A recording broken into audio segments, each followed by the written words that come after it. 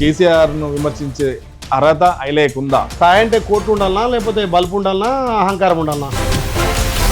అసలు ఐలే చేసిన అభివృద్ధి ఏంటి అని గత ఎమ్మెల్యే అంటున్నారు. వాళ్ళ అభివృద్ధి తప్ప వాళ్ళే ఎక్కడ అభివృద్ధి కాలే. కాళేశ్వరం ప్రాజెక్టు అనేది వృధా ప్రాజెక్టు అని చెప్పి కాంగ్రెస్ ఆరోపిస్తుంది. కాళేశ్వరం ప్రాజెక్టు కూలిపోయిన మాట వాస్తవం.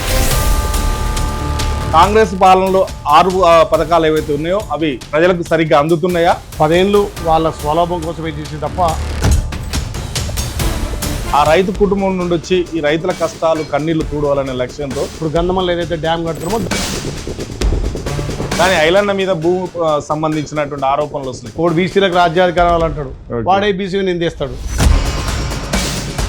అంటే మీకు భవిష్యత్తులో ఆయన ప్రత్యర్థిగా నిలబడే అవకాశం ఉందా? ప్రత్యర్థి లేరబ్బా.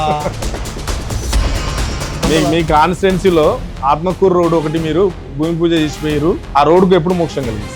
ఇవాళ ఇంటర్వ్యూ తీసుకుంటాం కదా, ఇప్పుడు ఇక్కడనే పోయి చూడు. ఓకే, యాదగిరి గుట్టను సమూలంగా మార్చడం, తెలంగాణలోనే ఒక తిరుపతి లాగా మేము ప్రసిద్ధి చేసినామని టీఆర్ఎస్ వాళ్ళు అంటున్నారు. కేసీఆర్ నియంత. రాష్ట్రంలో ఇందిరమ్మ ఇళ్ల విషయానికి వచ్చేసరికి ఎక్కడ లేని ఒక కొత్త విధానానికి శ్రీకారం చుట్టింది. అది ఇప్పటికీ ఎవరు గృహప్రవేశం చేసినా ప్రజాపాలన ప్రభుత్వం కాదు, వచ్చేసారి ఈ ప్రభుత్వం రాదు అని ఒక విమర్శకుల అభిప్రాయం. ముఖ్యంగా ఒక మనిషికి వచ్చినామంటే ఎమ్మెల్యే కాకముందుకే ఒక అంబులెన్స్ను పెట్టి ప్రజలకు సేవ చేస్తూ ప్రాణాపాయ స్థితిలో కాపాడుతుంది. కరోనా సమయంలో నా మనసు బాగా చలించింది. ఇంత చేస్తున్న ఐలన్న మరి ప్రజాప్రభుత్వంలో ఎప్పుడు మంత్రి అవుతారు? మంత్రి అయితమా అది కాదు,